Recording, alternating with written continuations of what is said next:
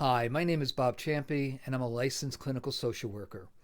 About a week or so ago, I put together a podcast, which I put up on YouTube, uh, talking a little bit about my book, When to Call a Therapist, and also a little bit about me, my background, how I got started in the field of psychology and social work. And I got some very nice feedback from that episode that I put up. So, this is the second podcast that I'm making. And what I want to do is just talk about the book a little bit, what you'll find, when you open the book, and discuss the different chapters uh, that are, inside the book. And in future podcasts, I want to go into greater detail on each chapter, and I think that information will be really helpful for people watching this. So once again, when to call a therapist, and it's the expanded edition. That's the one you want to get, and it has a an orange sticker on the front cover. Okay, that differentiates the book from my first book, which I published in 2019. This version came out at the end of 2021. So when you open the cover, or let's start with the cover, when to call a therapist, how getting help now can free you from anxiety, depression, and troubled relationships. Okay, so when you get inside the book, you can read in detail, um, what these, what some of the issues are, and how anxiety and depression can get, you know, kind of put up a roadblock, you know, in your life, and how to maneuver around that, and how to seek help for those issues. Um, and troubled relationships, well, I'll talk about that a little bit more in a minute. So when you open the book, you're going to find. Well, first of all, I want to point out that I there was a very important quote that I think I invented, that I wanted in the new book, and that quote is, "Comfort is the enemy of change." Comfort is the enemy of change.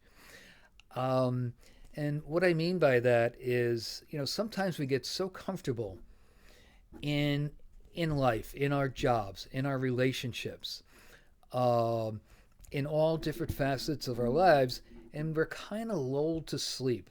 And if you imagine a baby, is comfortable in a blanket and not a thing to worry about.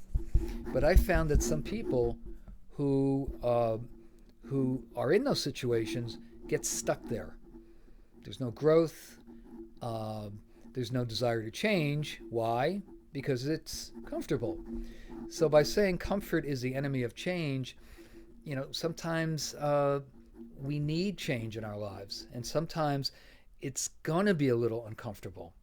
And so that's what I mean by that quote, and that was very important that I got this in the expanded edition. So when you open the book, you're going to see the first uh, bit of writings in here. It's acknowledgments, and I've given credit to people who have helped me put this book together, who read parts of my manuscript, and I outlined the people who helped me edit and publish the book. So that's under acknowledgments. And then there's an introduction to the book, which is, kind of an outline about what the book's about, how the book can help you. And from there, we go to chapter one. And chapter one is my story, why I believe therapy will help. Uh, I'm not going to go into too much detail now, but I really talk about where I was in life in my 20s and early 30s, how a friend helped me get into therapy that literally changed my life. And so, I don't want to spoil the chapter, but it's something I needed to put in there, and I needed to talk about how I got into therapy and how my life was able to move forward from that point on. Chapter 2, how to get the most out of therapy, some practical tips, questions you might want to ask a therapist, questions you might want to ask yourself are in that chapter. So it talks about the difference between a psychologist and a psychiatrist and a clinical social worker, counselors, and I kind of untangle all of that because people ask me all the time, are you a psychiatrist? You know, what does a psychiatrist do? What does a psychologist do? What does a social worker do? And so I talk about that and the tips on how to get the most out of therapy. And I think that's really helpful uh, information to get out there. Chapter 3, premarital and marital counseling. The sooner, the better. I've had people come in before they've gotten married to take a look at some issues that they thought they might carry into their marriage. And we took a look at what was going on. And the clients told me they were very pleased with the way it worked out, that they were able to settle some things that they couldn't do on their own. And so, I thought that was very helpful, and I think more people should do that before they get married. And certainly, marriage counseling, a lot of people wait a very long time. Years go by with unresolved issues that keep repeating over and over again. And what I want to do is take a look at what those issues are and see if we can bring some resolution to the problems. Many people, many couples get caught up in the past, and they get stuck in the past, and they can't get past that, and they're always reverting back to that, and that's not going to get anywhere. So I do talk about that in the chapter, along with a lot more information on when couples should enter therapy. Chapter 4, anxiety, your shrinking world. When people have anxiety, oftentimes they will start to retreat. They'll start to avoid. The word avoid and anxiety really go together because we tend to avoid what makes us uncomfortable. So, and many times our world will shrink. We used to do things, we used to go places, and now we don't do that anymore because of anxiety. So I talk about that and the many forms of anxiety that afflict many people. Chapter 5, depression. Not what everyone thinks it is. So a lot of people will use the term depression when they're really sad, they're not having a good day, they say I'm depressed. But I look at depression, and I look at the many forms of depression, and I talk about how therapy can help. So, if we're feeling sad one day or a couple days, or if we're not performing at our very best, chances are we're not really depressed, but we're just, having maybe a bad couple days. That will pass. But depression, especially major depressive disorder, does not just pass. And I talk about that in this chapter. Chapter 6, bipolar disorder, the challenges of widely fluctuating moods. I have treated and worked with many people who have bipolar disorder. And in the book, I talk about the fact that it's not life doesn't end with a diagnosis of bipolar disorder. Lots of people of all walks of life, doctors, attorneys, and even other social workers suffer from bipolar disorder. And I outline it, and I talk about what it is and what it isn't, and how to get treatment for it. And actually, that's one of the chapters that I added to the new edition. Chapter 7, anger management, controlling a difficult emotion. Well, anger is an emotion like all other emotions, and it doesn't have to be a bad thing. It's what we do with our anger that's important. So if we don't have the words to put to our anger, we may actually act it out. And so, that's what children do, right? They don't have the words to say, I'm angry because of this or that. They throw a tantrum. They might throw their food or their toys around. And unfortunately, some adults mimic that behavior too. So there's a lot of good information in that chapter on anger management. Substance abuse, destructive on every level. Well, we all know that, right? But uh, year in and year out, and I'm sorry to say, in this post-COVID world and during the height of COVID, substance abuse hit an all-time high.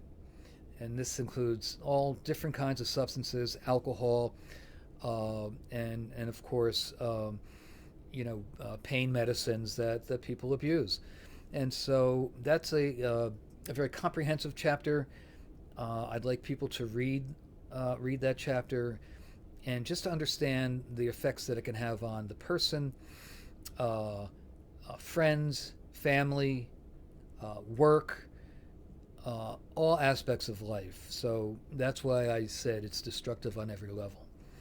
Chapter 9, stress and burnout. Know your limits. What's the difference between stress and burnout? They're not the same. And years ago, I gave a presentation to a group of social workers at a hospital. It was a very detailed presentation for the healthcare worker. And after the presentation, people came up to me with questions, and they wanted to know more. And so, stress is one thing, but when we reach that burnout level, it's hard to get out of that place. So I talk about having a good work-life balance and ways to avoid burnout that I think will be helpful for a lot of people. Chapter 10, problematic interactions in the workplace. Where's the teamwork? I've seen some pretty amazing things in my career working in hospitals, working with the EAP, the Employee Assistance Program, where I had to go in and do departmental interventions on, why certain departments aren't, working up to capacity, why staff members were fighting, why the morale was low. And I think that's going to be a very eye-opening chapter on problem interactions in the workplace. Chapter 11, assertiveness issues. You can say how you feel.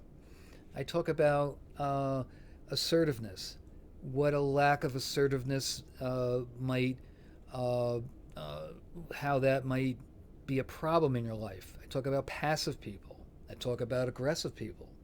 And I also talk about passive aggressive people. Interesting chapter to take a look at. Chapter 12, the complexity of adolescence, the toughest time of their lives, especially today with the internet, social media, people being bullied, predators online, and so many other problems with growing up today, as an adolescent. I think parents will find that interesting, and I think even the adolescents themselves will find that to be a very, very good chapter to take a look at. Chapter 13, abuse and neglect, the hidden problem. Abuse ranging from child abuse to domestic violence to elder abuse. I thought this was an important chapter to put in here, and I think it will be eye-opening to see the different types of abuse, verbal abuse, physical abuse, and so that is in chapter 13. And chapter 14, existential angst, finding your way. What does that even mean? A lot of people feel lost in their lives. They're looking for a purpose. They're looking for a direction. And although I don't, claim that I have the answers to life, I think what I did in this chapter was put enough material in there to allow a person to begin to question things and to take a look inside and to maybe get to know themselves a little bit better. So those are the 14 chapters. There is a conclusion and some other good information in the back of the book. So I'm going to close now by saying I hope you take a look at this book. You can go on Amazon. You can go on Walmart, Barnes and Noble. There's a number of online bookstores where you can buy this book. You can look inside, to see if this is something you might want to purchase. Um, so uh, this is part two, only part two of the podcast I want to put out, and so with part three, I will start to dig deep, and I will start to look at these chapters in great depth, and hopefully I can provide some information for folks who are thinking about entering therapy but don't know how to start the process. So thank you for watching, and look for the third podcast coming out soon. Bye now.